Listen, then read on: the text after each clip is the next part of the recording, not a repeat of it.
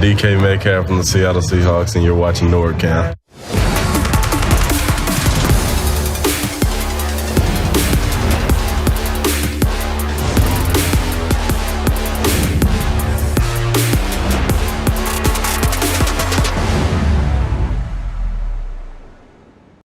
What's up, everybody? Happy Blue Friday. This is NorbCam coming at you with another NorbCam Roundtable. I appreciate you guys joining the show today, whether you're watching on YouTube, you might be on Facebook, or even on live on Twitter. We got this going out to multiple channels. So I'm excited to have you here today and excited about this topic we're going to be talking about on the roundtable. So we're going to get into it right away because we don't have a minute to spare. So we're going to bring the roundtable on right now and talk about what we got. The topic is looking back at the divisional round, looking ahead to the NFC and AFC Championship games, and of course talking a little bit Seahawks related.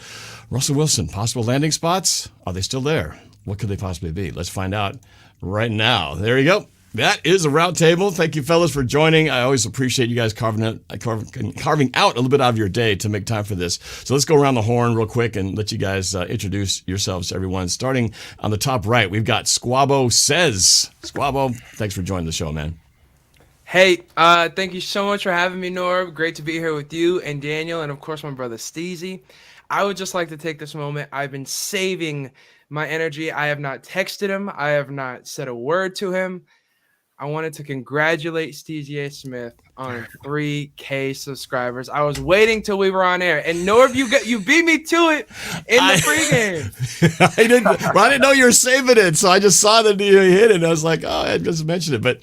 No worries, no worries. The people didn't hear it, so I don't think it counts. Steezy, true. congratulations. Right. You worked your tail off. You have been grinding. And I remember before you ever started a YouTube channel coming up to me and just not even being sure if it was for you, not even being sure if it was something that was worth your time. I think it was worth your time. And you've done such a spectacular job. Congrats. Man, my brother, thank you. It means everything. Yeah, congratulations, man. And we're going to get to you. We're going to work our way around the horn, of course, and you can share a little bit more about your channel, too, and what this means to you, Steezy. But, Squabble, let's keep it on you for a second and let everybody have a chance to know you who may not know you yet. Hey, so I'm a student at Washington State University. I work at the TV station up here. I'm an aspiring sports anchor, sports analyst. That's what I'm going to do. Check out my channel for sports content. Today, we're talking about what we're going to talk about here, the divisional round, the NFC Championship. We're going to make our predictions as well as talk about our reactions to the NBA All-Star starters, which they had some controversial names. All right. So just so you guys know, I do have links in the description to everybody in here. So make sure you go check them out, subscribe, and I know everybody would appreciate that here. So let's just bounce over to the bottom left since we talked about the 3K you got going, Steezy. So Steezy, tell everybody, well, how does it feel, man, hitting the 3K? I know you have been working hard this past year and you finally hit that milestone. How does it feel to finally hit that 3K, brother?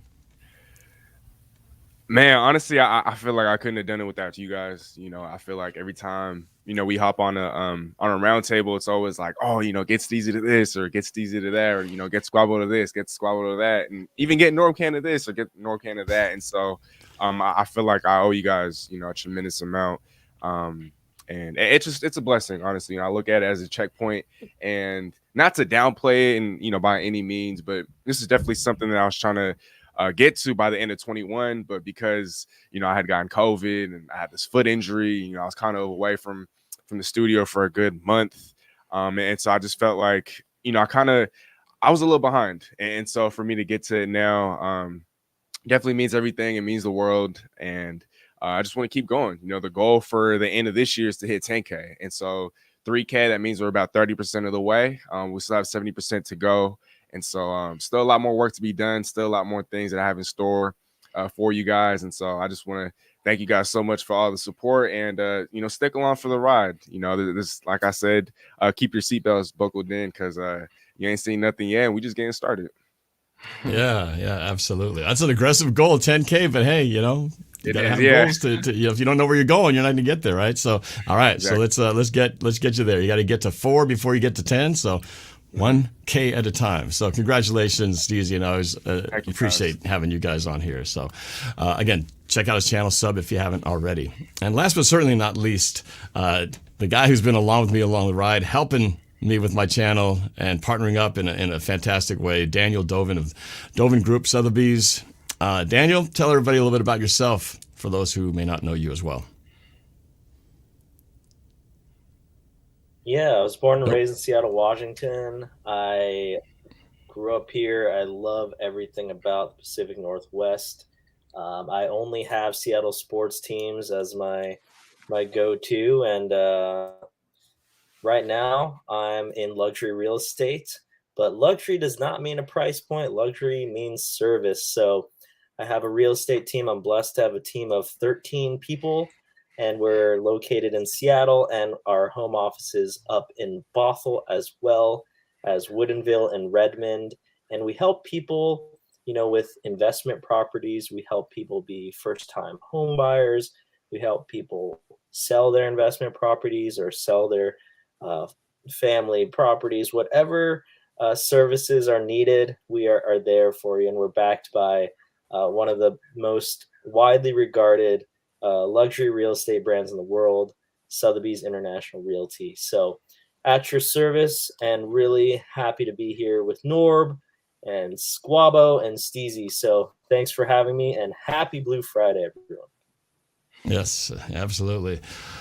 All right, so I expect during this broadcast, we don't script this at all. I have some topics. I'll say, hey guys, here's what we'll talk about, and that's about as far as we go. So everything that you hear from everyone here is unplanned. We never know where the conversation is going to go.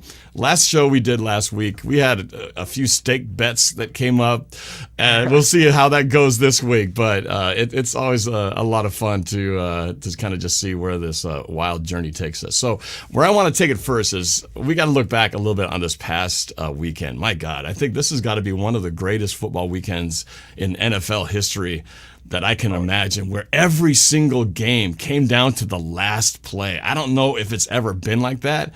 And then to cap it off, they saved the best for last. Just when you went through the first three and go, oh my gosh, this was incredible football. What do they have in store for the final game? Well, it certainly didn't disappoint, and was the marquee highlight of the weekend. But let's start. I guess I'll just go around the horn, and I don't know how we want to do this, but let's just jump around. Let's just talk a little bit. Maybe we'll start with the games. We'll start with certain games and just talk a bit about it, and then we'll move on and, of course, finish the last one at the end. So let's start with the first one. The first game that started the weekend off, it was probably the least sexiest ones from a Seahawks perspective, the Bengals at the Titans. But right off the bat, it started off with a game that was a pretty low-scoring nail-biter. But Squab, why don't you get it started, man? What was your impressions of that game? Was it the way you thought it would turn out? And what did you think of the game overall? And then we'll just kind of get everybody's reactions. Just jump in. Squab, we'll get rolling. No, that's a great question, right? You brought up some good points. First of all, it was one of the most historically great divisional round weekends in the history of sports, right? All 4 divisional games were decided by only 15 points in total, and that's the fewest in any divisional weekend in NFL history. That's just unreal to even consider. You asked if Cincinnati at Tennessee went the way I predicted. Absolutely not. I thought Tennessee was going to win. I thought Derrick Henry, what did he have? 22 carries for 60 yards. Deontay Foreman had more yards, 66 on only 4 carries. So very underwhelming. Derrick Henry did not have the game he was looking for. Joe Burrow didn't either. He didn't have a spectacular statistical day, but a winning performance in shrugging off 9 sacks for 68 yards lost. Burrow was 28 for 37, 348 yards, 0-1 touchdown interception ratio. But a 0-1 touchdown interception ratio was the better touchdown interception ratio between the two quarterbacks, because Tannehill was 1 for 3. If you look at the stats for this game, they were very even locked. They were very tight. The differences, there were 2. 33-27 was time of possession in favor of Cincinnati. 1-3 were the turnovers given up in favor of Cincinnati. That's what won them the game. Yeah, turnovers were crucial. Tannehill threw one right at the start and then one at the end. A perfect way to bookmark the day for the Titans in a bad way. And so, first, Steve, with the bye, they're one and done. Steezy, what was your reaction to that game? I was surprised just because I had told Squab on the boat last week that I see Derrick Henry going off for 200 plus yards in a Tennessee Titans victory. But like you guys mentioned, 20 carries for 60 plus yards. I mean, hats off to that Bengals run defense, which has been very underrated all year long. You know, I know their defense overall is kind of in the middle of the pack. You know, no one really talks about that defense. They don't have, you know, a plethora of stars. You know, I think their defense is actually headlined, if you're not talking about Trey Hendrickson, by Jesse Bates, you know, they're one of their safeties. And so, you know, there's not a whole lot of names that you can kind of go off of, but a lot of credit to them. You know, not a lot of people are talking about that run defense and how they were able to hold Derrick Henry to such a pedestrian outing, especially by his standards. I mean, I know he had gotten 2.5 months off of football, but this is Derrick Henry that we're talking about. And so that's why I went, you know, crazy. And I was like, yeah, I was definitely disappointed. But for Ryan Tannehill to throw 3 interceptions, I mean, I think in all of his starts as a Tennessee Titan in the playoffs, he had 2 career interceptions. And so for him to throw 3 in a game in which his defense had 9 sacks, I mean, my goodness. If he had just thrown at least 1 less pick, I mean, the Titans would have won that game. And so I'm not trying to take anything away from the Bengals, but they did also, and this might be because of the pressure, but they were a little underwhelming offensively. You know, I feel like the offense has kind of cooled down. 26 points against the Raiders, 19 against that Titans defense. I know that Titans defensive line is monstrous, but their secondary, their back end is really vulnerable. And I kind of saw Joe Burrow taking advantage of that. Maybe he kind of did, you know, 354 yards. That's a whole lot, even if he didn't throw for any touchdowns. And so while I didn't expect the result to end up the way that it did, it was an entertaining game nonetheless. And the Bengals, man, they just, a lot of people had them, you know, in the bottom of the AFC North. A lot of people had them, you know, having another top 3, top 5 pick in the draft. And here they are in the AFC Championship game. And so Joe Burrow, I'm hearing a lot of things about him. And so a lot of those things are so far, you know, becoming true. And I can't wait for the AFC Championship game this coming Sunday. But I thought it was still a great game despite the low score. And, you know, I can't wait to see what happens this Sunday. Alina Dahl in the super chat says, let's start a fan club that we are not allowed to talk about Russell Wilson. I'm so sick of hearing about him. Throw a football at me. It's foul. LOL. Well, you know, it's hard not to talk about him. And, you know, well, we'll get into that in a little bit. Sorry, I'm going to have to break that rule, that party foul there, Alina. But we are going to talk a little bit, even though we don't dedicate the whole show to him. We're going to talk a little bit about the hypothetical. Also, as a reminder, before I go to Daniel's comment, if you guys do want to call in, we may have some time near the end of the show. We're going till about 2:30.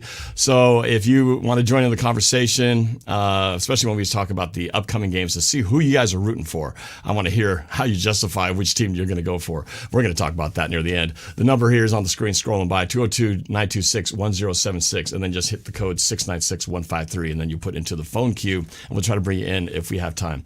All right, so Daniel, let's get your take on that opening game. The Bengals beating the Titans 19-16 on a game-winning field goal. Your thoughts? Yeah, this was my most proud pick from last week. I predicted the Bengals would win, but I definitely did not think they were going to win like this. This seemed like they were playing the Seahawks essentially, right? Great pass rush, great defense, trying to run the ball, and the Titans just couldn't do it.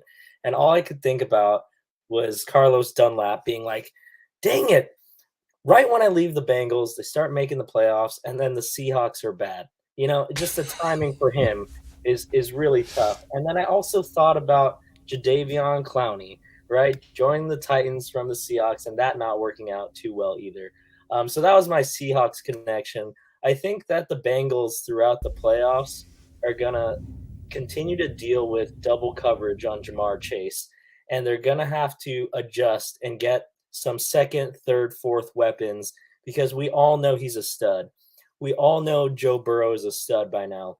So my prediction is if they don't make it through the Chiefs, that they're going to have to really address that in the draft and in the offseason because the thought of Jamar Chase being next to another stud on the outside is a really scary thought. That guy's for real. That's what I got to say about that. I'll also say this: the turnovers were the number one thing. I really felt like we were watching a Seahawks game, right? Titans were trying to run the ball, play great defense, but then the turnovers killed them, and ultimately that was the name of the game. And to reiterate everyone's points, right? The game spreads were 3, 3, 3, and 6 these 4 games were amazing, and I love to see it. It was nice to see my dad get excited about, games across the nation, because typically he only pays attention to the Seahawks, and we all know what happened to them this year. So I was very excited that the Bengals won. For some reason, I really like Joe Burrow. I like the energy he brings. I like his cigar smoking, LSU days. He just seems like a likable guy, someone you'd like to have on your team, someone easy to root for. And then Jamar Chase is a stud. I like their head coach. He seems like a chill dude too. And, I feel for any fan bases that have been through so much, just like the Seattle Mariners, I feel like the Bengals were the Mariners for a really, really long time. A lot of one-off likable players, a few Hall of Famers, but never quite got over the hump. So they're an underdog story that I'm rooting for. So super pumped for that game. And I'm glad that prediction came through. So what about you, Norb? Well, this is, being an NFC guy, of course, and these two teams being the ones that are, again, the less sexier of all the marquee matchups. This one wasn't as much where I was really into it as much, but the more the game went on, I did get more into it. I think I'm pulling for the Bengals here just because, like you said, the whole fan base thing. I think about, before Super Bowl 48 and where we were before, that time. We were just a city with teams that haven't had a whole lot of success. And, that was what kind of brought the spotlight on the Seahawks, because up to that point, nobody really cared about us. Right? We were just that team in the corner. And so when I think about other fan bases, and that's why I'll talk about it later, but, with teams with these fan bases who have suffered so long, we can kind of relate to it, right? Because we've been through that before, except for the fans who've joined this, following the Seahawks since 2012. You guys don't know what it's like to be one of those miserable fan bases. I grew up watching the Seahawks from the start to now, so I can appreciate the big picture. And so that's why I feel Bills fans, Bengals fans, Cleveland Browns fans, these are, Jets fans. They've had to suffer for so long. So I've been rooting for the Bengals. I'm still rooting for them. And it was great to see. And there's just something fun about watching games and rooting. I mean, you don't have a vested interest in either two teams. It's just fun to root for the underdog, root for the visiting team, because there's something about spoiling the home team when you really don't care about them. So there's something about this weekend that made that fun, because so many of these teams, there were so many upset games and so many things that did not go as scripted. And that's what made it great. And that was what I love about this about football, because you play a game. If you had football set up like a 7-game series like baseball or basketball, you kind of know which teams would probably win if you played them out.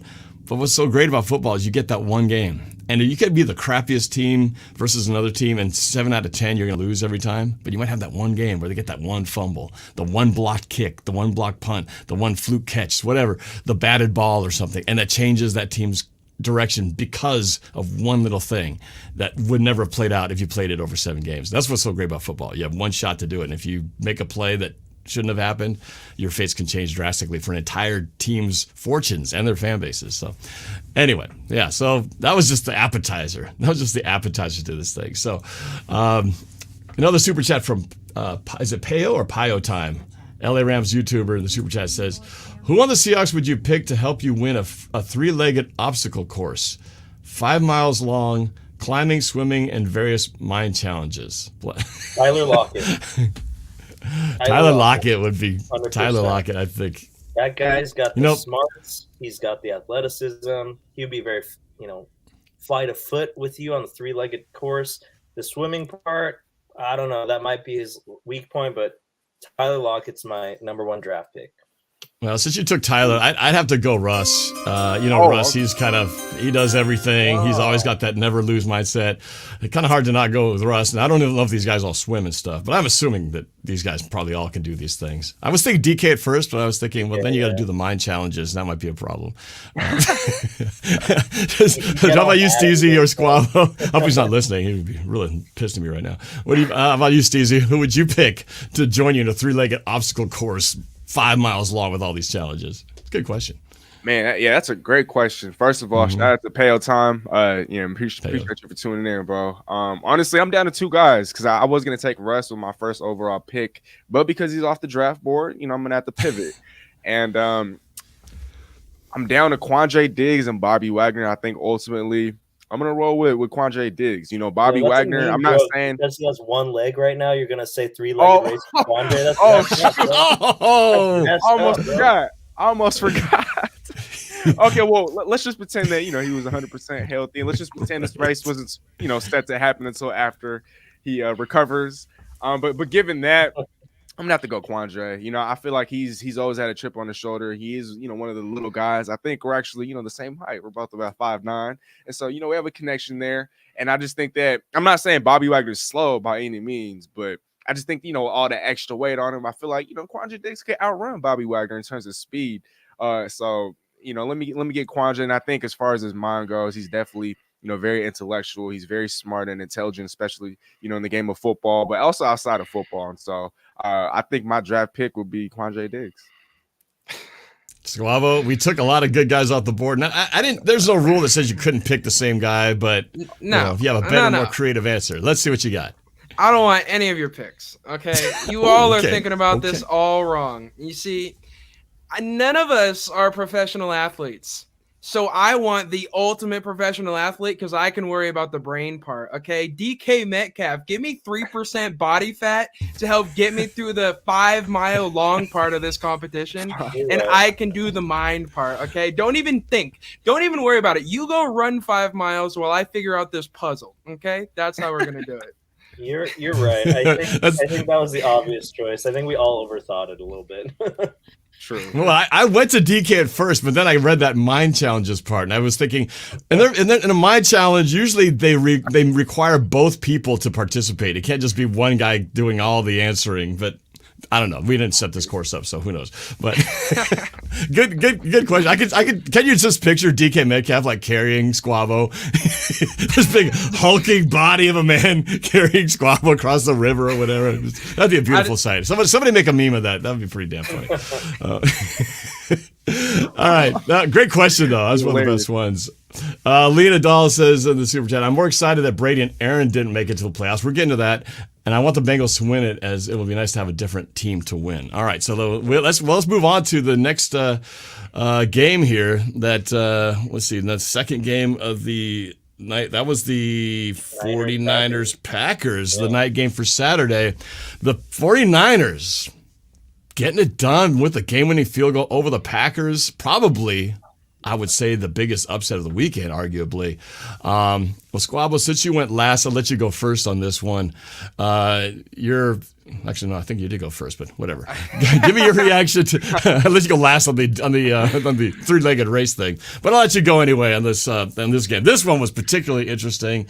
It was also hard to figure out who to root for, so I'm curious, who you were rooting for as well when you do your little analysis here.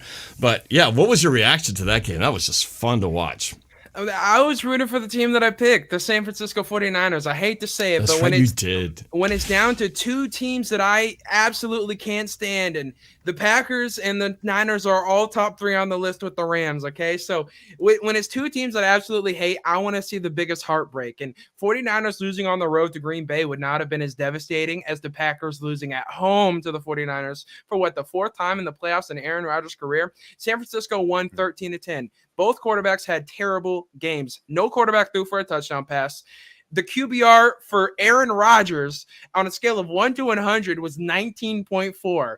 That's good compared to Jimmy Garoppolo, who was at an 11.9 on the game. Just unreal on a scale of 1 to 100, right? And then I will talk about, I can't wait to get to this Bills-Chiefs game because the QBRs in that game just make this so laughable. Wasn't this game the polar opposite of the Chiefs-Bills? It's like you're saying great quarterbacking and just crap quarterbacking. I mean, it was. I'm going to get into that. But, give him a little bit. Rohan, a quick shout out. Rohan, thanks for the super chat. Go ahead, Daniel.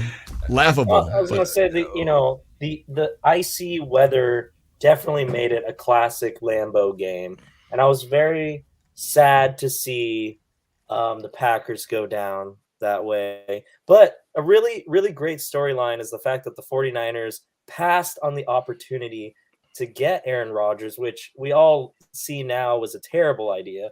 And then I also think, just to put it in perspective, right?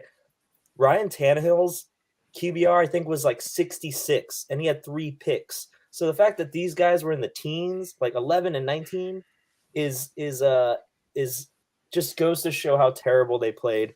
To me, there's no way Garoppolo takes the Niners to a championship. They're going to be stopped by the Rams for sure. And if not for sure, they're going to lose again in the Super Bowl because I'm sorry, that guy is not a Super Bowl QB.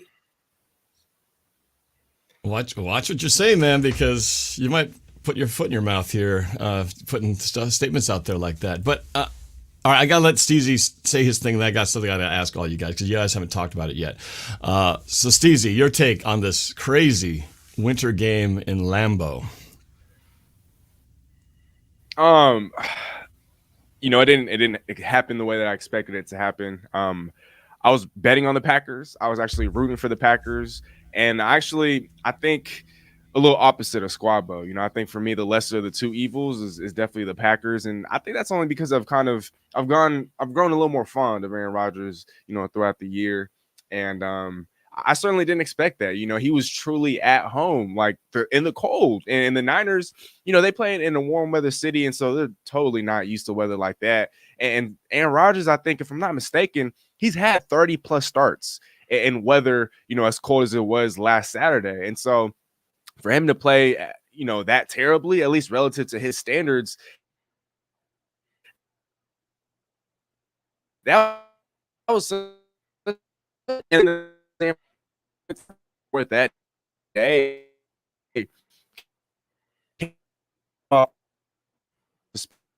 Special teams. Yep, a little internet issue there. You guys getting that too? Steezy glitch. What's that? Can you guys still hear me? Yeah. You start breaking up in there, going to the auto tune breakup sound. But so we lost you, I think, as you start talking about Aaron Rodgers. Just the last 10, 15 seconds kind of broke up. So you might want to back up a spell because we missed that last bit. Sorry.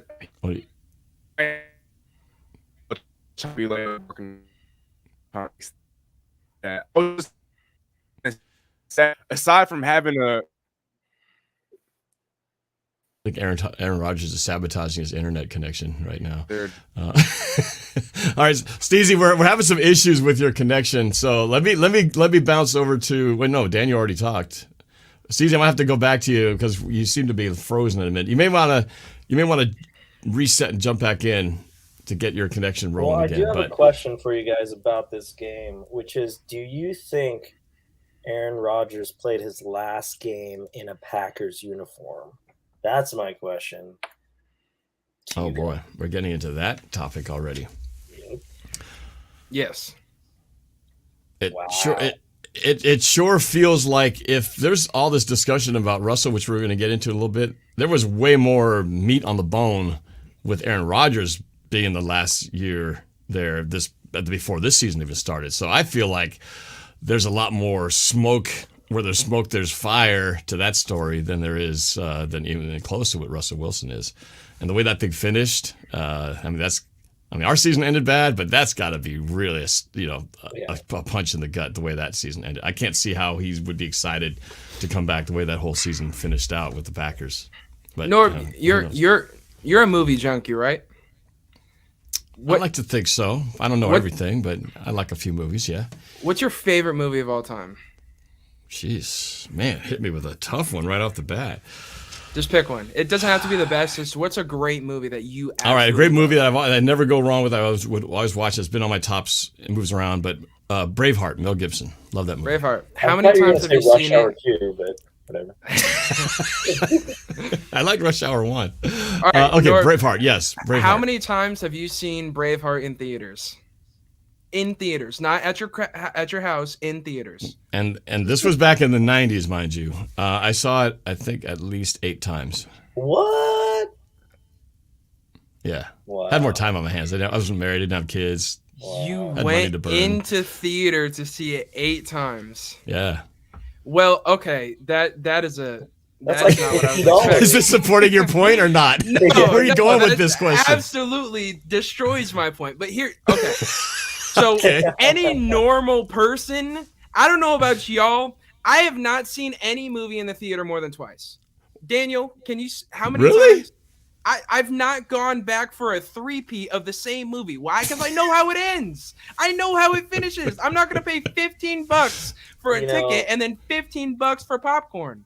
You're Okay, like my Squabble. wife. She never wants to Squabble. watch things more than In the once. 90s, in the 90s, Norb could have probably paid like a nickel per show. No, he probably paid like $5 per show. We did sneak into a lot of Daniel. movies, by the way. We would do the thing where you go into a movie and then you just sneak to one theater to the next. Yeah, Don't do this at home, kids. I'm not recommending this. It's technically stealing. But, we would hop from one theater to the next and just watch a bunch of stuff. So, yeah, we would do that.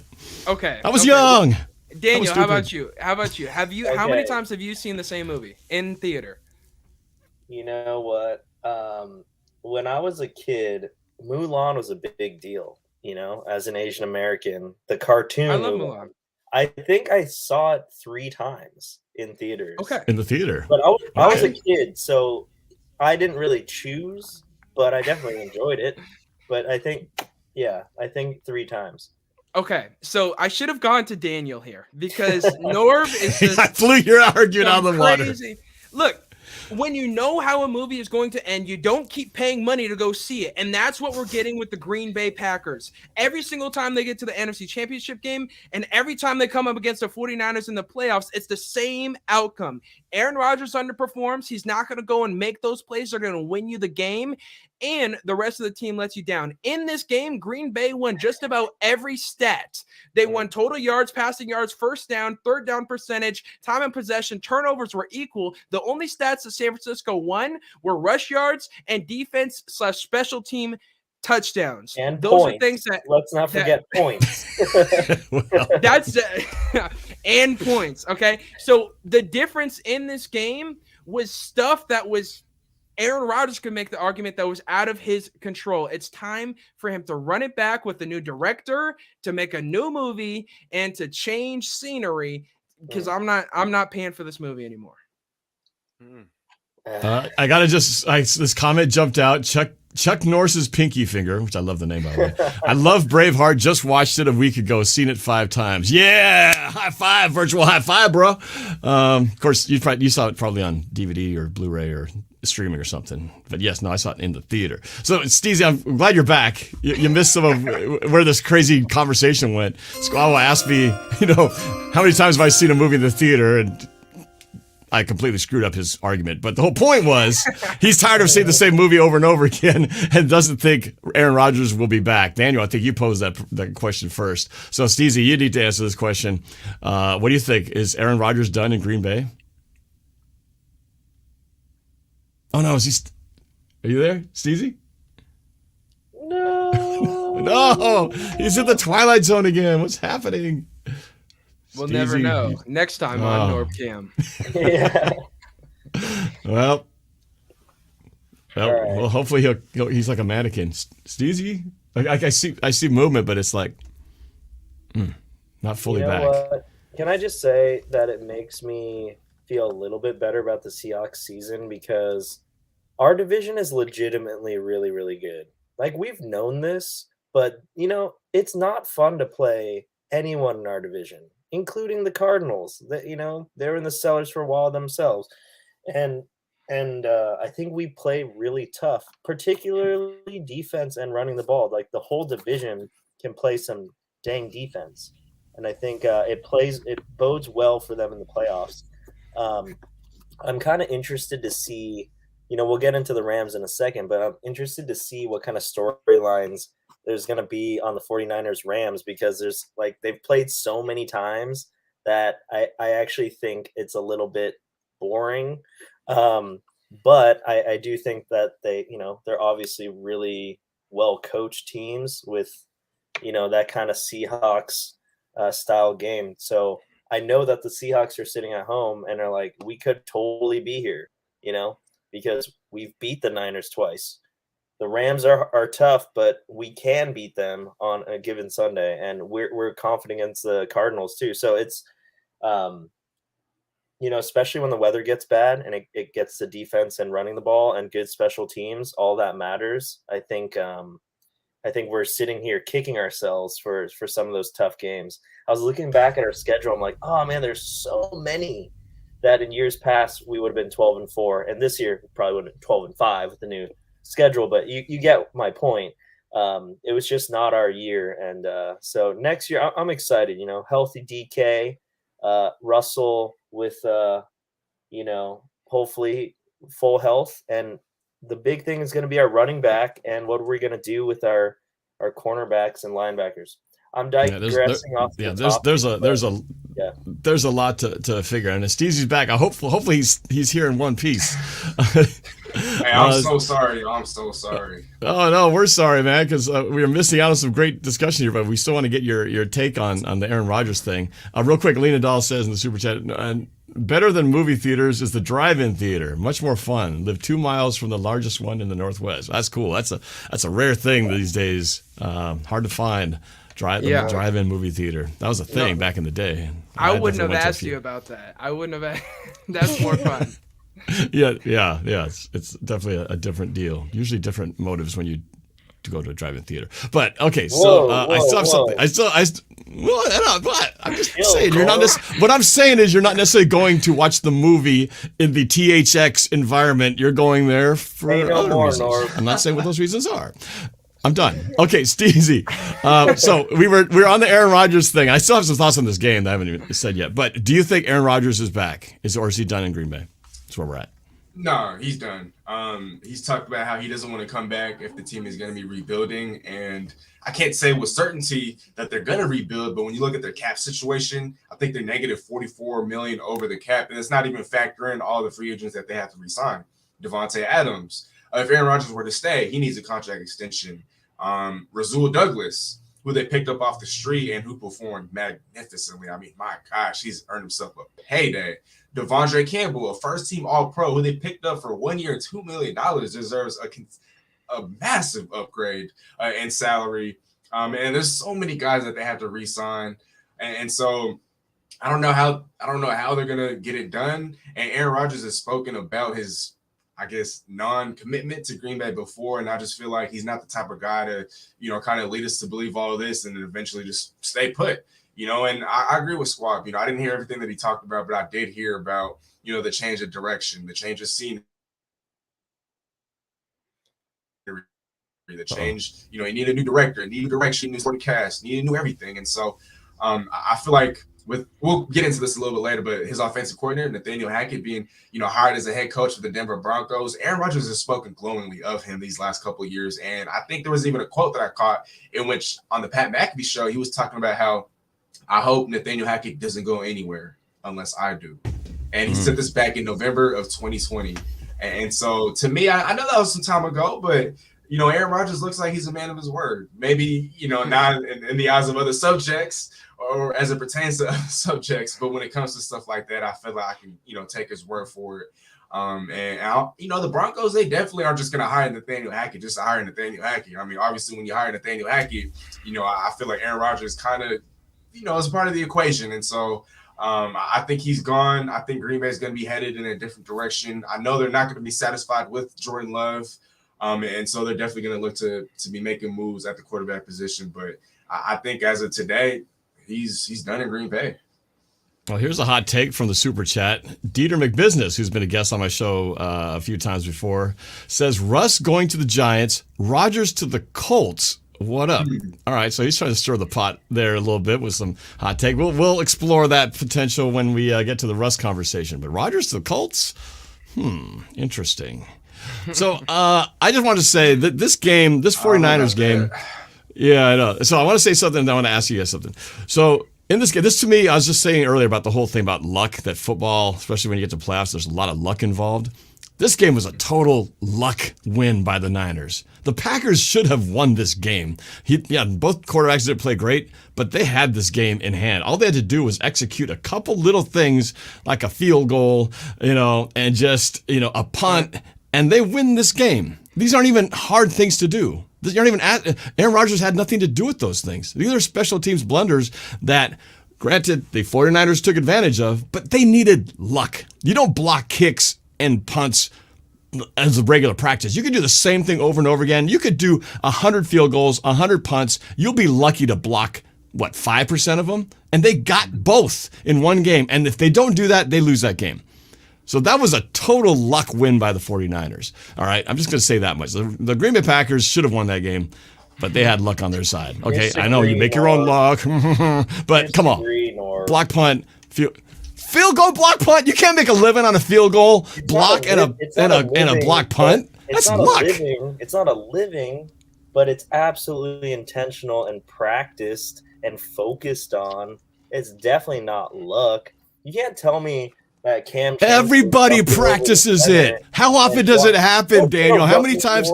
You can't tell me that Russell Wilson in the huddle was like, Luke Wilson, I'm just gonna spin around and throw this up at you. We were lucky. It was luck. That was freaking luck and bad luck for the Packers. Bro. It's both. I mean, you have to be prepared. Obviously, putting 10 guys out on the flip side, putting 10 guys out on a game-winning field goal block. That's just stupidity, right? That's just irresponsibility. It's what really unforgivable. Like because they have their middle linebacker just sitting in the back, so it's really like 9 guys. Right. That was on them. And I will say this: they shouldn't even be in that position. Score more than 10 points with Devontae Adams and the Jones bro and the Aaron bros.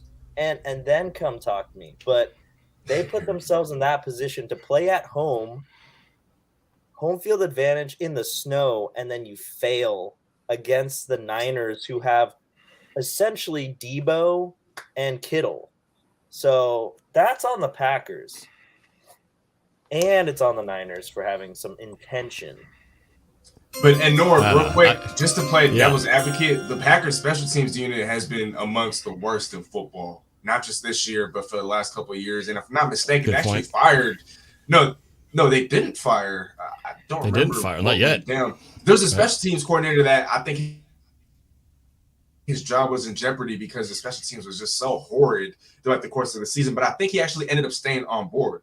And so I say all that to say that I'm not saying I expected, a blocked punt, a blocked field goal, but it was kind of inevitable that there was going to be a special teams blunder or two on the Green Bay Packers side of things. And so while Daniel made a great point, the offense definitely has to put up more than 10 points, especially if Aaron Rodgers is going to be MVP. Look, they knew all year long that their special teams unit was awful. And so they knew that they were going to have to make up for it. And they ended up falling flat on their faces. And so I guess I'm playing devil's advocate to the both of your guys' points, but I'm not gonna disagree that the Packers blew it. That they had chances to take this game by the neck and just like, we're gonna win this. We're not gonna leave it to chance. I'm just saying the 49ers are still lucky, man. That as bad as the Packers were, how many blocked field goals and how many blocked punts did they actually give up? Yeah, they missed a lot of field goals, but how many were blocked? How many were? I don't know that. I don't have the stats on me, but I'm sure it's not like a regular thing where you go, oh, they're going to get a block every game. To get 2 in a game is really I think we're bizarre. splitting hairs here. I think it's just a matter of semantics. I think I'd like you to say that they're fortunate to be in that position. They probably shouldn't be in the NFC Championship game, but it's definitely not luck. I think that's where I'm getting. No, we were lucky against the Packers in 2014. Okay, I'm gonna that's one of the greatest moments of my life, and I'll always cherish it. But we were damn lucky. Brian Bostic going up to get that. Yeah, that was a dumb move, but we had to have the right bounce. Everything had to just work out perfectly. And there is luck involved in winning games in the NFL when it's this close. You got to have a little bit of luck. And 49ers had a lot of lady luck on their side. Norb, let me defend your point. Let me defend your point because it's and real like quick, I just want hold on a second. So Vegas Heat speaks in the super chat, says, like I said, Pete and Russ won't go nowhere. Lambs beat Winers. KC beats the Rams. Also want to shout out to Awesome Kid. Ha ha ha ha ha. Okay. All right.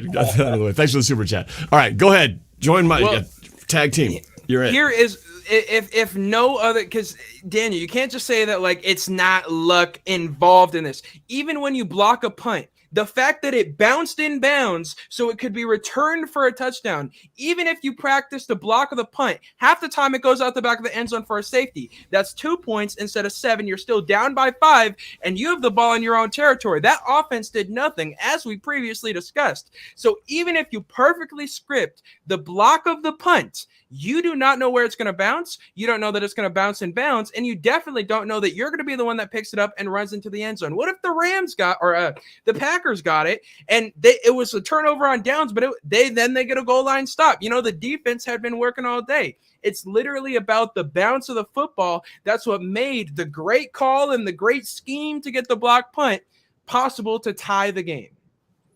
And just to put the nail in the coffin, sorry, I'm gonna go against Daniel here just to put the nail in the coffin. Look, the Niners, right? He just played devil's advocate, but now he's gonna put the nail in the coffin. Go. I want to hear it.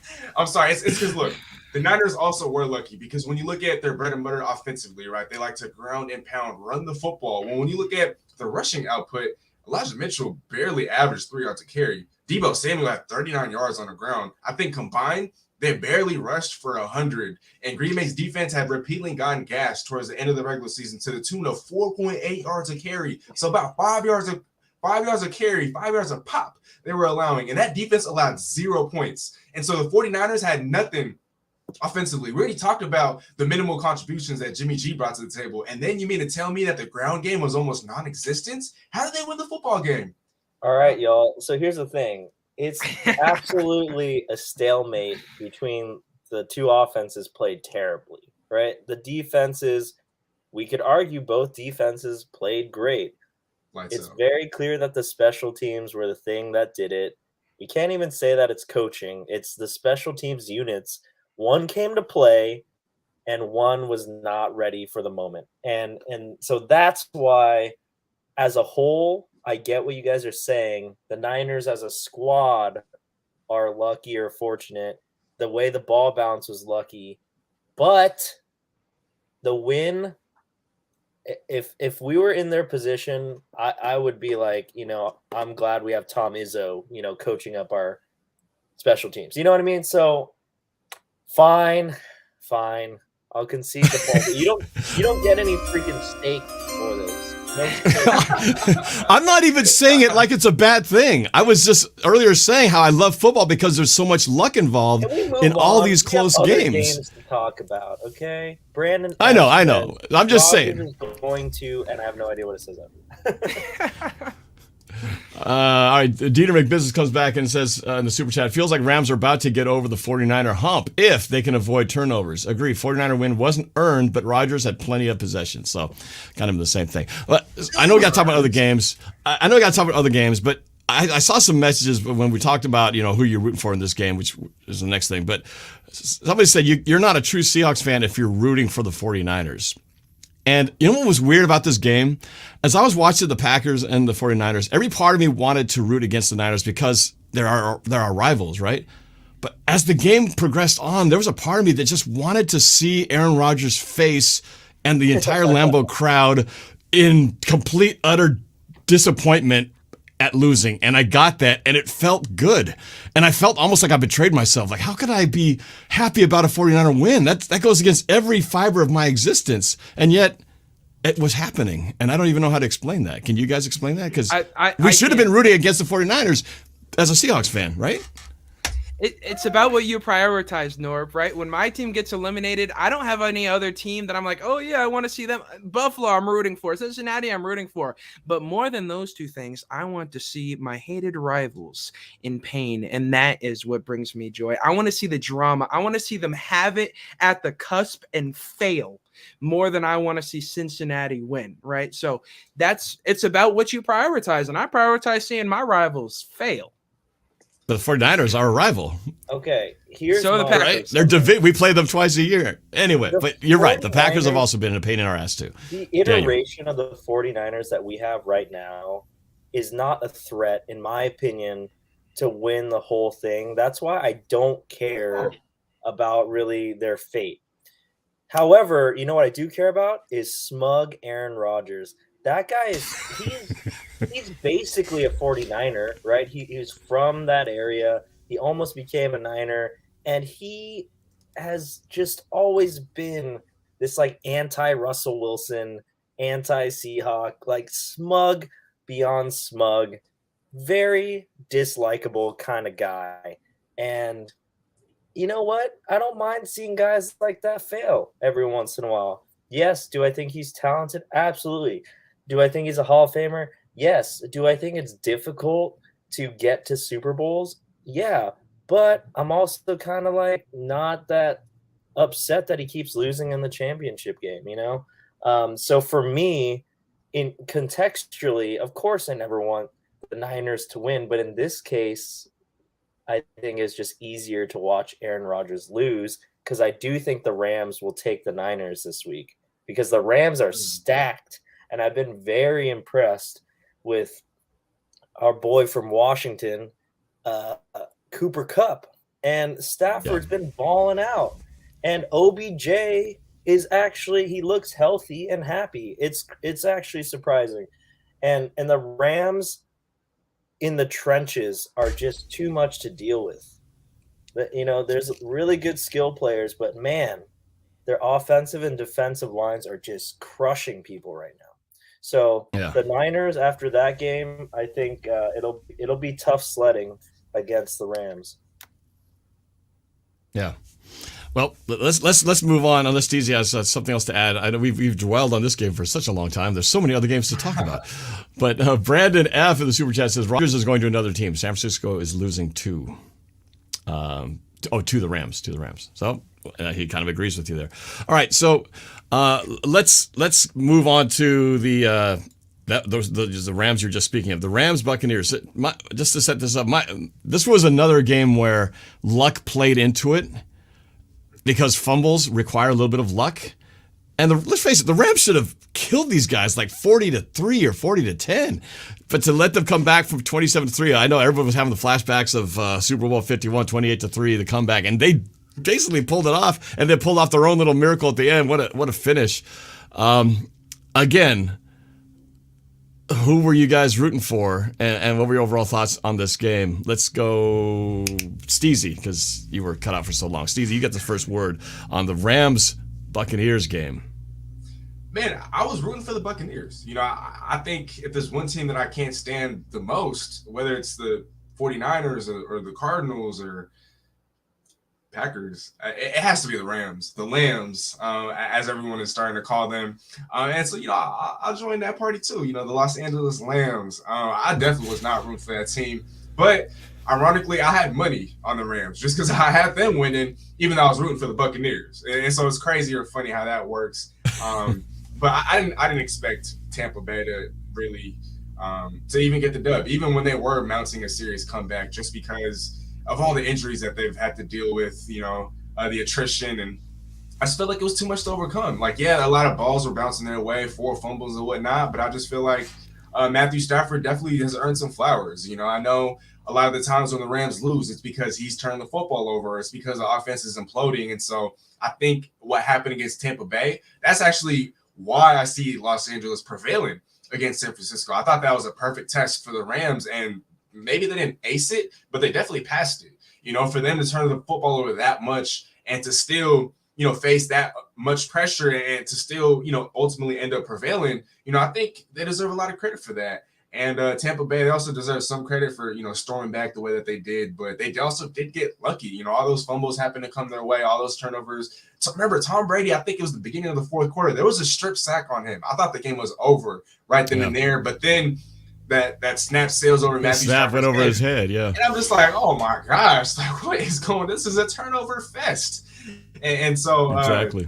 Yeah, I thought the game was over there, but I was definitely rooting for the Buccaneers just because I can't ever root for the Rams. Even in the matchup between the Rams and the Niners, I'm rooting for the Niners, you know, and so I can't envision a scenario in which I'm rooting for the Rams. Never.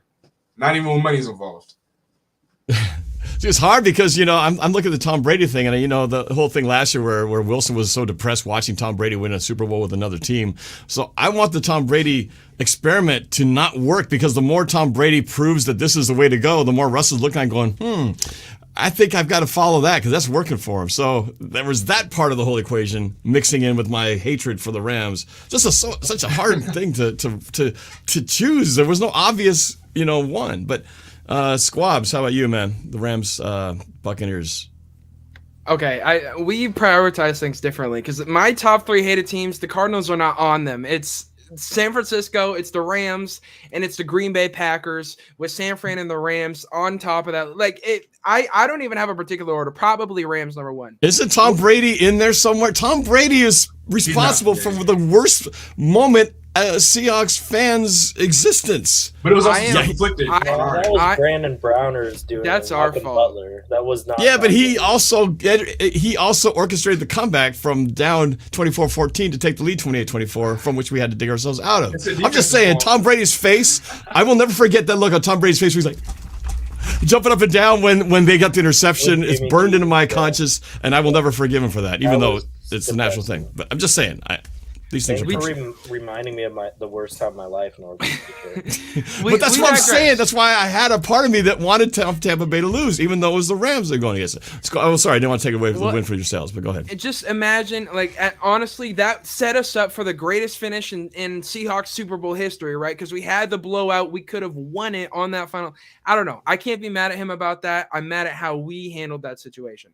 But back to this game, right? Because what we saw in this game, the Rams dominated from wire to wire, right? Stafford had a solid game, 2 touchdowns, no picks, 366 yards, but he only had a 67 QBR.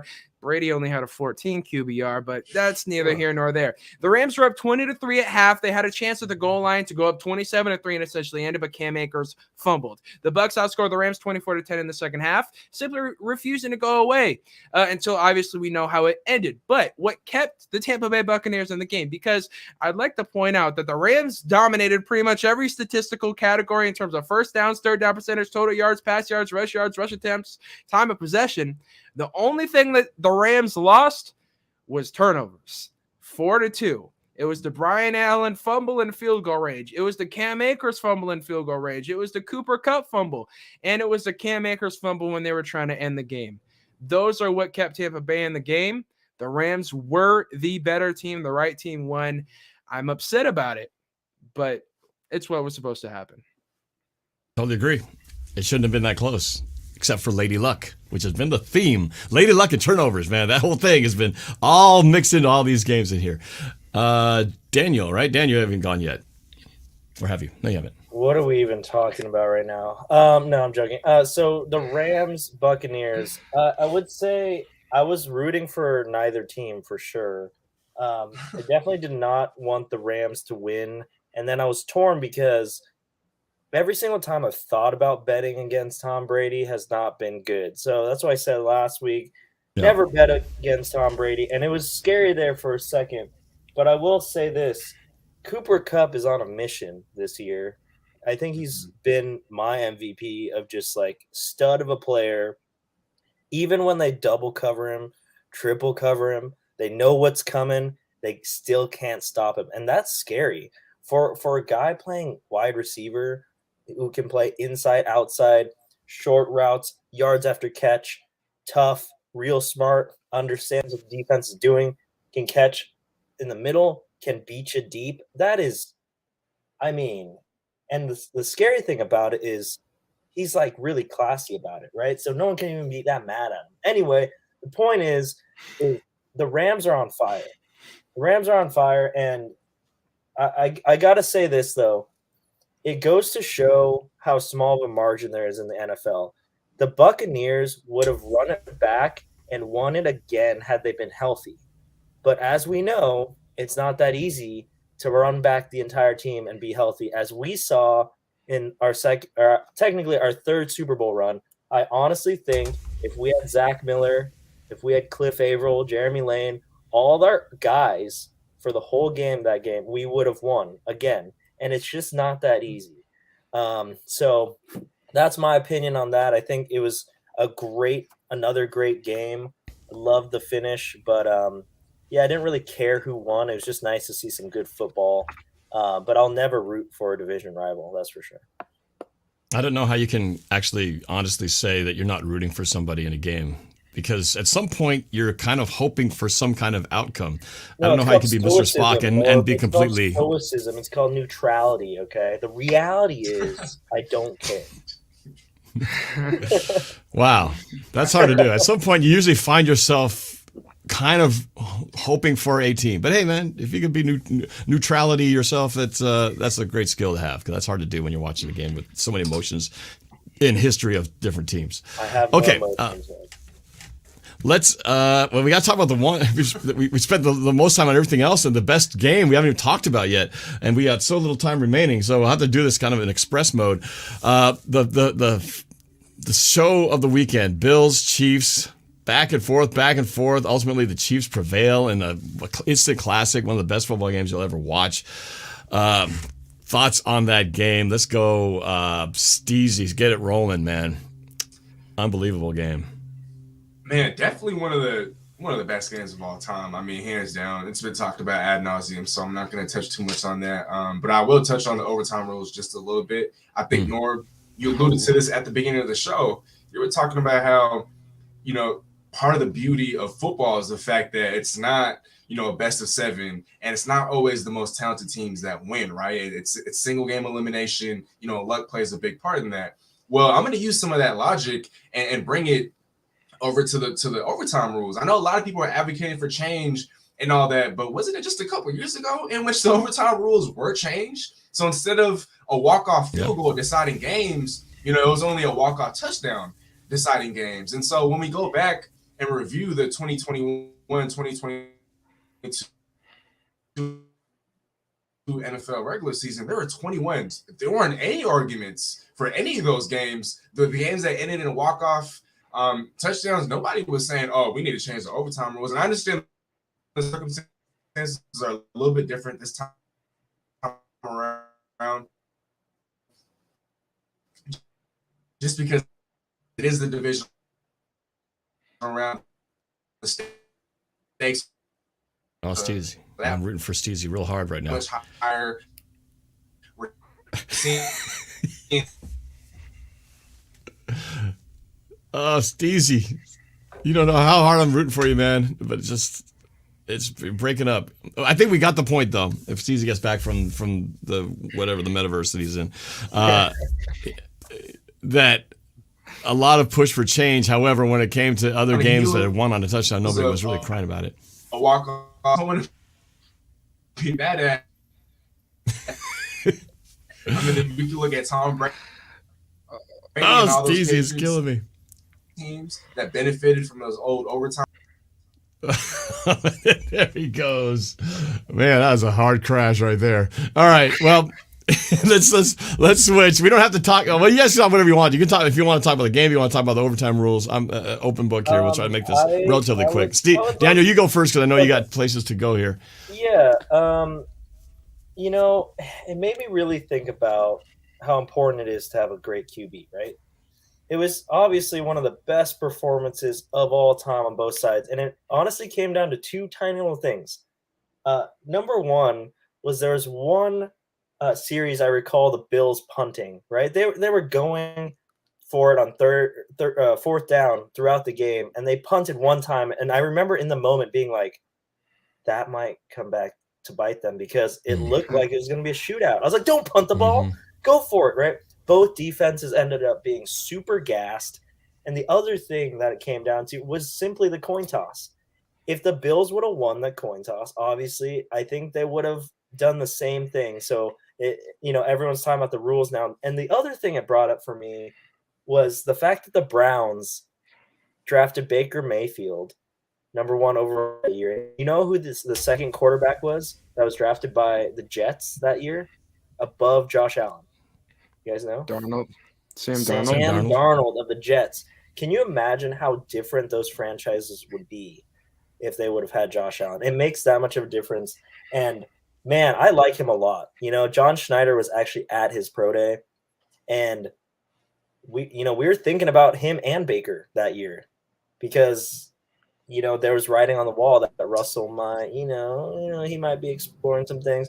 But just goes to show, I just love that Josh Allen, puts his body on the line, such a stud, great arm. But and then I was in awe of just how good Mahomes looked. He looked completely healthy, and it just reminded me of how he won the championship a few years ago, right? Using his legs, crazy like sidearm, like shortstop angles on his throws.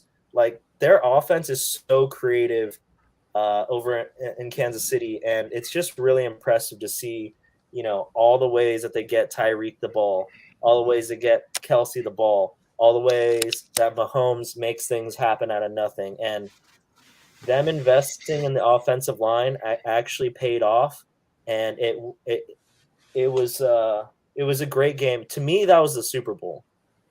That was the Super Bowl of the year, and I loved the Bills all year, so I was sad to see them go. But both teams are quite likable. But I think the Bills I would have preferred a little bit more, just because of, again, the fan base has been so hungry for a long time. Right.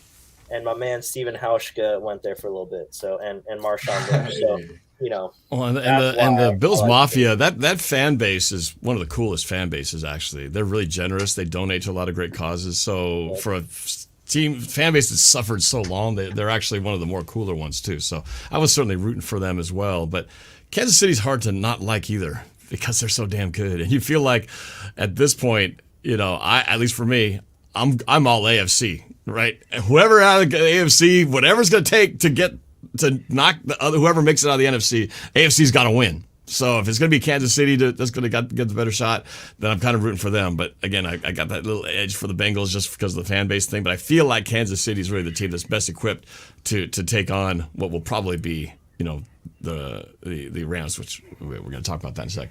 But yeah, I mean, without getting too much into the overtime thing, my only thing I would say is that people usually cry whenever it's an outcome that just is disappointing because of the way the game turned out. And in this case, nobody wanted it to end, right? You just want to see them keep going back and forth until finally somebody couldn't do it anymore.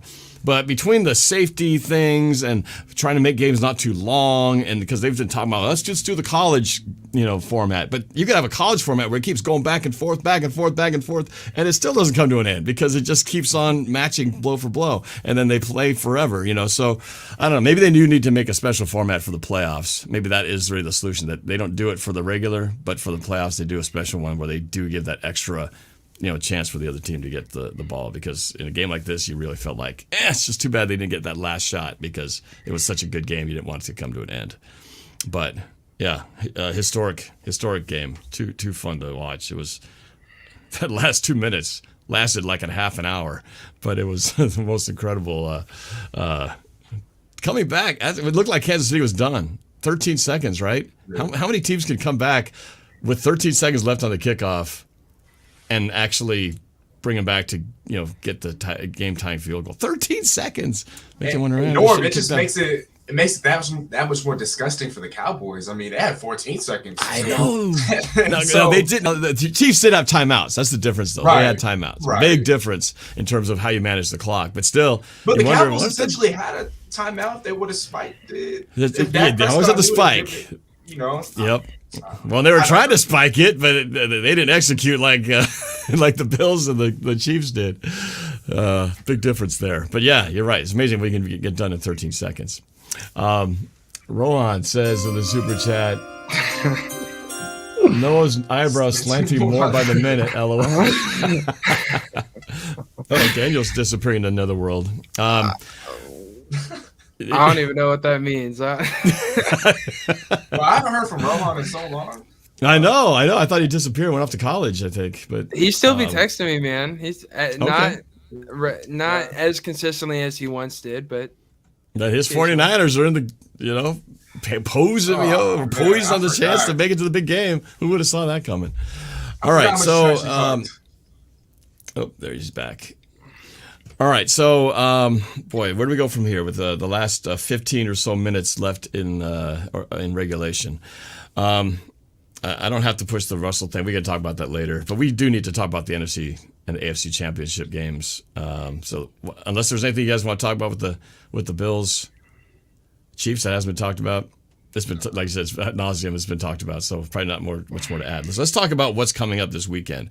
All right, so the first game is going to be the AFC game first, right? Mm-hmm. So we're going to have the Chiefs Bengals, baby. hosting the Bengals.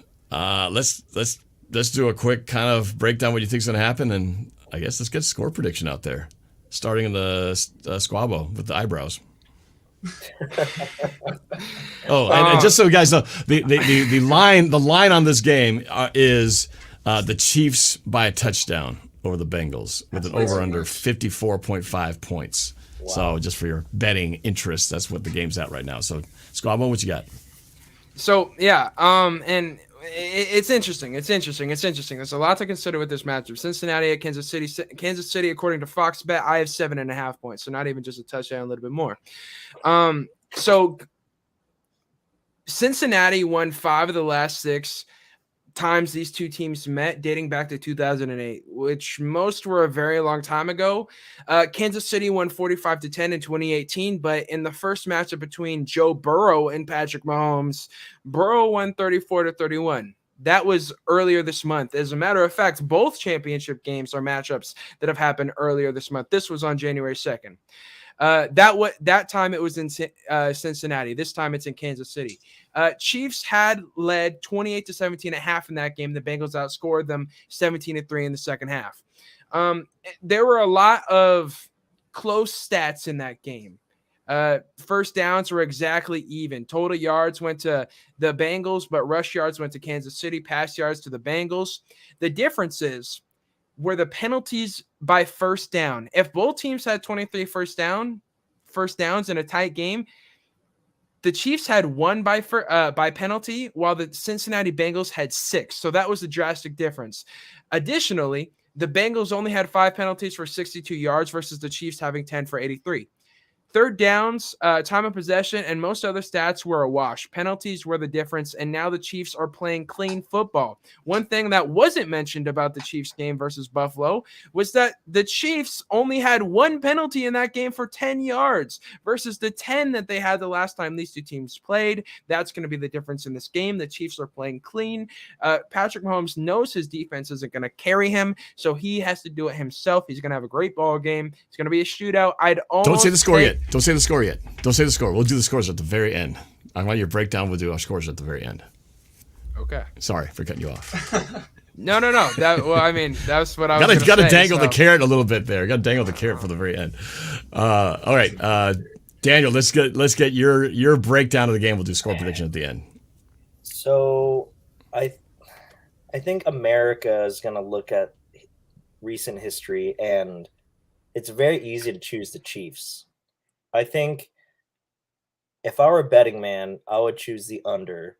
So either +7 to the Bengals, or it's going to be less than a 7 point win by the Chiefs. I think my heart is going with the Bengals, but my mind is going with the Chiefs. And I think it may come down to defense, and for that reason, I think the Bengals are going to pull it off by 3 points. It's going to be terribly difficult to do that. I think the odds are against me. I won't tell you my score prediction now, but I'd like to see Cincinnati get there. Do I think they will? No. I think it's probably a year away. In my opinion, I think talent-wise, they're probably like a year away, but that's what I really want in my heart. So that's what I'm going to go. That's a confusing take. Okay, my take is this: I have a Jamar Chase rookie card. That's what my take is, and I want that thing to be worth something someday. So for I thought you were about to bet that thing. Oh. No, put stake on it, Daniel. Put stake. Courage of your conviction. No, I think you have to give me odds for this one. Like if the Bengals win, I need 2 stakes, and if the Chiefs win, I'll buy you 1. Who wants to take that bet? 2-1. I'll take it. I'll take it. You guys both take it? Damn. 4-2. All right. Mm-hmm. Shake on it. Here we go. So just to be clear, Jamar 2-1. Chase and Joe Burrow, baby. So you're betting that the Bengals are going to win, and the guys are saying that they're not. I think. Can we clarify? Do you guys want to go with the odds or do you want to go with just straight win-loss? Straight I up. think we're just straight up. All right, Not fine. covering the spread or anything like that. Fine. I think I'm gonna lose, but I'm also down to eat let's go straight up then. steaks. We're just All right. incentivizing him. We're just getting him excited. I'm gonna start. You know what? I'm gonna start saving my money right now. Got my coins. I'm gonna start saving my money for buying you guys steaks because it's not looking too good. Oh, This is why I don't All right. gamble anymore, guys. Okay, you This haven't says lost yet. No, he says anymore. He says anymore. Okay, so Squavo only talked about the NFC game. Daniel only talked about the AFC game. Well, What are you talking about? We both talked about the AFC. Did you both? I guess I was mostly hearing the other one. Sorry. Sneezy, you're up. My selective hearing. Talking about the Chiefs and the Bengals, right? Let's talk about them both. Okay, Analyze them okay. both and we'll sew our scores together. Since I don't even remember what we talked about. I thought we didn't talk about it. Anyway, go ahead, Steezy. About So both for games, me- but scores will be at the end. Okay. Obviously, we both know that, it's going to be a shootout. We all know it's going to be a shootout. I think some of the matchups to really look for, last time around, Joe Mixon only had about 50 yards rushing. And so I think this time around, if Cincy's going to win this football game, they're going to have to get him more involved, whether that's on the ground or, on the air. He's a very capable running back out of the backfield, especially as a catch. And for the Chiefs, they were pretty, they were led by Darrell Williams. Yeah, I think he had 14 carries, 88 yards, and 2 touchdowns, but they didn't have Clyde Edwards-Helaire. They didn't have Jerick McKinnon. And right now, that's what their running back room is really made up of. It's Jerick McKinnon and Clyde Edwards-Helaire. I think these guys have formed a formidable duo with the Kansas City Chiefs offense. I think that they make that Chiefs offense more explosive and more dynamic than ever. And, I mean, that's crazy to say, given that they have a Tyreek Hill, another game changer in Travis Kelce and Patrick Mahomes. And I'm not going to fault people for picking the Bengals, but for me, it's just kind of hard for me to pick Joe Burrow, Jamar Chase, and Joe Mixon over Patrick Mahomes, Tyreek Hill, and Travis Kelce. I think that's really what it boils down to. And then when we want to look at that Cincinnati Bengals offensive line, last time around, they gave up 4 sacks to the Chiefs. Against the Titans, 9 sacks. And the Bengals have been in this slump offensively. 45 points in the last 2 games. Kansas City, 84 points in the last 2 games. And some of those points actually came up against the number 1 defense in football, against the Buffalo Bills. The Bills were number 1 in terms of points allowed. They allowed 19. And the Buffalo Bills were also number 1 in terms of opposing yards allowed. They were the only team in the NFL to allow under 300 yards a game. And so for Kansas City to put up 84 points in their last 2 games, they're clicking on all cylinders offensively. And I think that Chris Jones is definitely going to have his way with that Bengals offense. So he's capable of turning it up a notch. And then Jaron Reed, we all know what he's capable of. He's a run stuffer. He's excellent, underrated at getting after the quarterback, providing pressure up the middle. I think that's what it's going to come down to. And I think that the Bengals, as bright as their future is, I don't think their time is now. I don't think they're ready. Like we talked about, their defense is middle of the pack. That defense is not going to be able to get it done against Travis Kelce, Tyreek Hill, Clyde Edwards-Helaire, Jerick McKinnon, and a much improved offensive line, and led by a quarterback in Patrick Mahomes, who's no longer turning the football over. And so it's kind of hard for me to pick Cincy here, unless Patrick Mahomes and then that Chiefs offense goes back to their, weeks 1 through 6 or 7 ways of turning the football over. But I don't see that happening, seeing as how they're clicking on all cylinders. Everyone on offense is contributing. We'll get into the scores later, but I think ultimately Kansas City prevails. And Cincinnati, they have a bright future, but their time isn't now. Lori Cross, one of the NORBFAM members in the Super Chat, says, I came in to find out who won the stakes, LOL. Well, we didn't have any winners of stakes yet because these things haven't been determined yet. However, we got another bet in here basically about it was really just specifically about the Bengals-Chiefs game, right? There was no betting. There was no betting on the NFC game. So we will see. We have a lot of counting to do when this is all said and done. So Daniel left. I don't know if he'll be coming back, but I guess we'll just go around the horn and put our predictions down on paper here and see where things come out. So, Squabble, why don't you start, then Steezy, and if Daniel gets back, we'll get his, and then I'll finish up with mine. For both games? Because we games. haven't talked about the NFC game yet. Okay, that's what I thought. We didn't talk about. I knew we did talk about we haven't talked a game. Okay, so Squabble, go ahead, talk about the NFC game, and then let's put our scores out there. I knew you were missing something. Okay, go ahead. Rams are a 3.5 point favorite, right?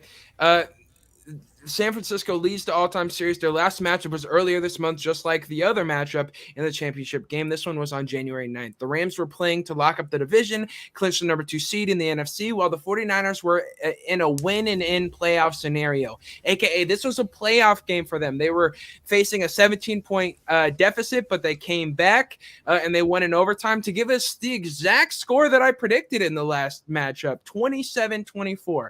San Francisco has won 6 straight matchups since October of 2019. In those games, the 49ers have outrushed the Rams 209 to 120 attempts each.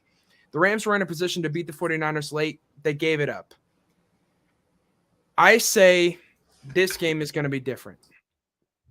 The 49ers, like I said, or the Rams were in a position to beat the 49ers late with the lead and the ball, only needing a first down to end it. They were unable to do so. The 49ers forced OT and ended up winning the game. The Rams won't make that mistake this time. They are too hot. The 49ers have won way too many games against the Rams. The pressure is on San Francisco for that very reason. Jimmy G played terrible last week. Stafford just outplayed Brady in quite possibly the last game of his NFL career. Brady is the GOAT. Best believe Stafford is feeling himself right now.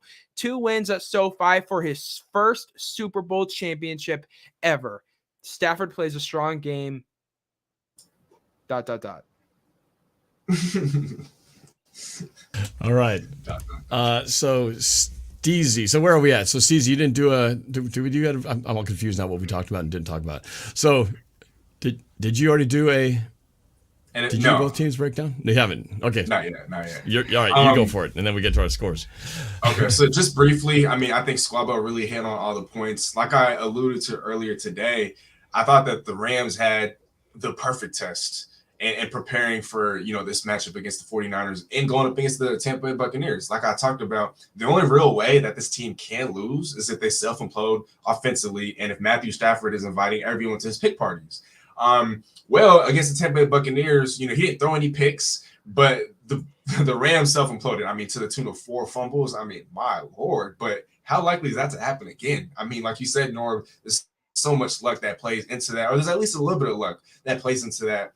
And I know I picked Aaron Rodgers and the Packers to finally exercise the 49 demons. That didn't exactly work out the way that I wanted it to, but I just feel like in this game, I know it might seem like it's more of a 49er home game just because we all know about, the lack of a, consistent fan base over there in LA or when it comes to LA football. And so the 49ers definitely have that in their advantage, but I just feel like now's the time. Now's the time for the Rams to exercise the 49er demons. I think that their offense and just when it comes to their talent, they went through what they went through against the Tampa Bay Buccaneers for a reason. And so that they could be prepared, for this very moment. I know San Fran is going to continue to run the football. I know their defense is going to be very furious and they're going to come after Matthew Stafford. They're going to try to force turnovers. They're going to try to, put pressure on him. But I just feel like at the end of the day, the stars are kind of aligned for the Rams to at least make it to the Super Bowl, seeing as how it is in SoFi.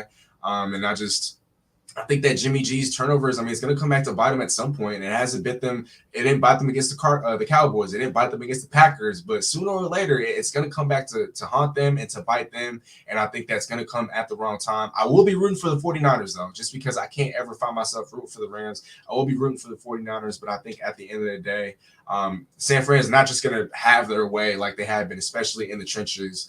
And I got the Rams coming out on top.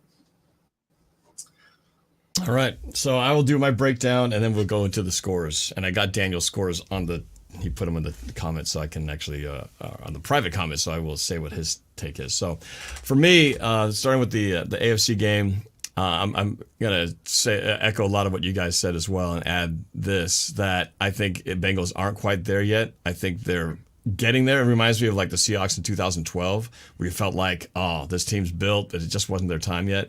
So the Chiefs, with their experience, they've been here so many times. This is the 3rd time in a row, right, to get to this game. Fourth time. Yeah, it's crazy, right? So I feel like that is going to weigh. It's just going to be too much for them to overcome home field advantage. And then I think the only factor in that is that I think they're probably still going to be physically gassed from what they went through on Sunday night, so there might be a little bit of a hangover emotionally and physically.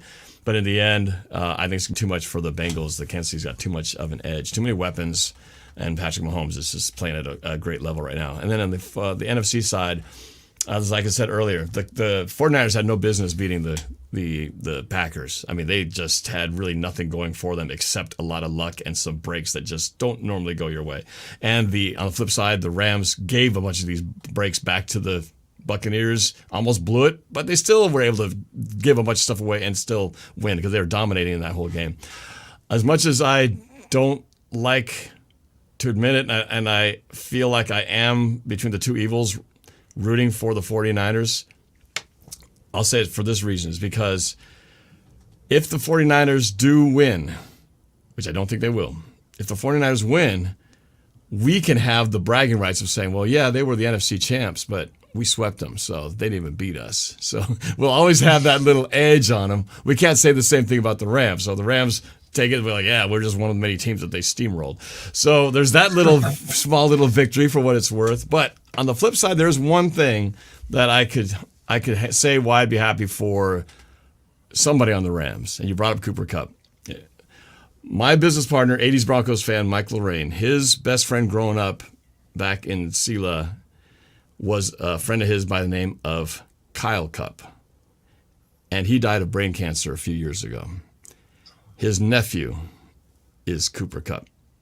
So the fact that my friend has this very strong connection with his Cooper Kupp's uncle growing up, there would be that side to knowing that for him to, have the glory of winning and, and he's a good guy. And Cooper Kupp, like I said, there's nothing to hate about the guy. He's so damn good. And the fact that he's a Washington product, that's a nice little thing. That's the only thing. That's the only thing I could take away as a good thing for the Rams getting into the Super Bowl, which I think is going to happen. So those are my breakdowns of this game. I just don't see the 49ers pulling out, even though I'm kind of hoping that they do. So let's see. How do we start with this? I'll start with, let's go Squabo, Steezy. I'll read Daniel's and I'll finish with mine. So Squabo, your scores, final score predictions before we wrap up. Chiefs win 37-30. Rams win 34-23. Okay. So for me, I got Kansas City prevailing 38 to Cincinnati 34. And then I have the LA Rams finally exercising their 49er demons to the tune of 28 to San Francisco 26. Close. You guys have it a little closer. I feel like the joy we had of watching football last week where every game came down to the wire with a final score to determine it, not going to be the case in this one. In the Chiefs-Bengals game, I've got the Chiefs over the Bengals in a not very close one, 36-27.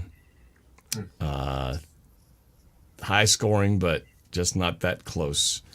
And in the Rams, 49ers, I've got the Rams putting the defensive beat down on their offense this time and their weapons just being too strong. The Rams in a not exciting close game, 28-13. They stifle the 49ers. Oh, I said, and so and Daniel. Sorry, I should have read Daniel's first, but Daniel's got the Bengals 27. Wishful thinking, 27-24 over the Chiefs, which is the bet he's got going on with you guys. And in the later game, Rams over the 49ers, 31-17. So really, the only game we disagree on is, well, you guys put the money down or the stakes down on it. Is that Daniel all by himself is a lone gunman going for the Bengals over the Chiefs, but I think we're all on the same page that the Super Bowl will most likely be Chiefs versus the Rams, Super Bowl 56, right? Norbert, if the Bengals win, I might not be here next week. Well, you're on the hook whether you show up or not. But that'll be the first bet we find out about is who makes it out of this championship weekend on Sunday. So. All right. Well, that's all we got time for. I said we wrap up at 2:30, and we almost hit it right on the dot. So thank you, Daniel, for coming. And that's all you had to take off, but you made it interesting. And now we have something to look forward to in that AFC game if it is close. Let's start with you, Squabo. So, Squabo, final words before we sign off. Tell people what you got going on. I know you got a show this afternoon, so tell them about it. In an hour and a half, Steezy and I are going to go on my YouTube channel at Squabo Says and talk about all these games, get even more in-depth about all of the matchups that we saw last weekend, more in-depth about the matchups that we're going to see this weekend. I got a social media post lined up to go along with this bet coming Sunday, so stay tuned for that. I'm coming out and I'm making it clear who I'm rooting for on championship weekend. We're going to make it widely known. I've picked with my heart in the past. My heart is uninvolved right now. I am a heartless savage when it comes to my championship weekend picks. Okay. Also, coming up on today's show, we're going to talk about our reactions to the NBA starting all-star lineups being revealed. LeBron led the entire NBA in votes, but there were some controversial players on the top 5 of either roster, and we're giving our top 5 NBA power rankings. All right, sounds good. At 4 o'clock on your channel, Squabo Says. So go check it out at 4. And Steezy, your turn. The man who just hit 3K. What you got? Just to kind of finish off what Squabo was saying, 4 o'clock p.m. Pacific time for those of you guys who maybe didn't hear Squabo on as Squabo Says on YouTube. And let's get my brother to 1K, please, please, please. You guys got me to 3K, so let's get him to 1K. Please, please, please, please, please. And keep supporting NORBCam as always. I mean, it's always a pleasure doing this. It's always so much fun. I love doing this. As I'm sure all you guys, all have such a great time. And shout out to Daniel as well. He had to leave, but we'll be expecting those steaks, sometime next week. I like mine not well done. I like it. How do I like my steaks? Actually, we can get into that a little bit later. Medium. I like my medium rare, but we can get into that a little bit later. Me too. I'm a medium rare kind of guy too. Yeah. But as for my channel, if you guys aren't already, thank you so much for getting me to 3K. I mean, it's been such a journey, and like I said, it's a checkpoint, and the goal is 10K. I know that's might sound bold, but like Norb said, I mean, we got to shoot for the stars, man. So 10K is the goal. I just dropped a couple of videos, in the past week or so, talking about Rashad Penny's the future running back, how to keep Russell Wilson happy, who's going to stay long in the Pacific Northwest, is it Russ or is it Dame? And I got some more coming up for you guys. I don't know when this is going to drop, but why the Seahawks have to trade for Marcus Peters, that's going to be another episode coming soon. What's a DK Metcalf contract extension going to look like? What's a Quandre Diggs contract extension going to look like? The truth about Russell Wilson. There's so much I got lined there for you guys, and so definitely stay tuned. Hit that notification bell to keep up to date. And I'm using Twitter a lot more as Steve Smith, same hand, see right down there. Instagram as well. But always a pleasure doing this. I'll let you guys, and even though the Hawks aren't playing, go Hawks. Yeah, absolutely. Well, thank you, fellas. And yeah, sub these guys up. Check out their channels in the description. And also, Squabo, I got to shout out your TikToks, man. That last one you just did cracked me up. The one about the one guy in the football huddle who's the dumb football player or whatever. You have me cracking up, man. So check out Squabo's TikToks. He's got some good stuff on there. All right, you guys. Thank you for making the time. Have a great show at 4 o'clock. And enjoy the NFC and AFC Championship games on Sunday. We will talk to y'all later. Take care. Go Hawks. Go Hawks.